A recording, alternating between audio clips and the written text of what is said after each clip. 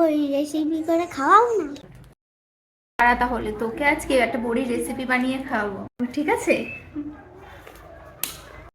তোমরাই বলো, এত মিষ্টি আবদার শুনে কি থাকা যায়? কথা যখন দিয়েছি কিছু তো বানাতেই হবে। প্রথমে এই মশলাটি তৈরি করে নিচ্ছি। এখানে আদা, রসুন, সর্ষে ও টমেটো দিয়ে একটি পেস্ট বানিয়ে নিলাম। এবার কড়াইতে সর্ষের তেল দিয়ে দেব, আর তেলটাকে গরম করে লবণ ও হলুদ দিয়ে মাছগুলোকে মাখিয়ে নিয়ে এই মাছগুলোকে লাল লাল করে মাছগুলো দেখতে দেখতে বেশ লাল লাল করে ভাজাও হয়ে গেল। এবার মাছগুলোকে তুলে নেব।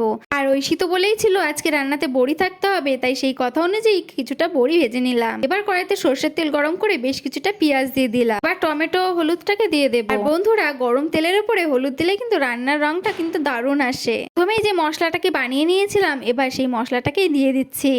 এরপর দিয়ে দেবো জিরে গুঁড়ো ও লঙ্কার গুঁড়ো। আর মশলাগুলোকে ভালো করে কষিয়ে নেবো যতক্ষণ না তেল ছেড়ে আসছে। আচ্ছা, তোমাদের কার কার বড়ি খেতে ভালো লাগে আমাকে কিন্তু অবশ্যই তোমরা কমেন্ট করে যাও। আমাদের ঐশী কিন্তু বড়ি খেতে খুব বেশি ভালোবাসে। মশলার উপরে আলুগুলো দিয়ে একটু নাড়াচাড়া করে নিয়েছি। এবার মশলাটা পুড়ে যাচ্ছে দেখে অল্প পরিমাণে জল দিয়ে দিলাম ও স্বাদ অনুযায়ী লবণ দিয়ে দিলাম। জানো তো, আমাদের বাড়িতে কিন্তু প্রত্যেক বছরই বড়ি দেওয়া হয়। আমাদের বাড়িতেও যদি বড়ি দিয়ে থাকো অবশ্যই কিন্তু কমেন্ট করে জানিও বন্ধুরা। তরকারিতে এবার পরিমাণ মতো জল দিয়ে দিয়েছি। এবার ঝোলটা ফুটে উঠেছে। এবার ভেজে রাখা মাছগুলোকে দিয়ে দেবো। আলু ও মাছগুলো সিদ্ধ হয়ে গেলে এবার আগে থেকে ভেজে রাখা বড়িগুলোকে কিন্তু দিয়ে দেবো। 5 মিনিট তরকারিটা ফুটালে আমার তরকারিটা কিন্তু একদম রেডি হয়ে যাবে। আর দেখতেই পাচ্ছ তরকারিটার কালারটা কত সুন্দর এসেছে।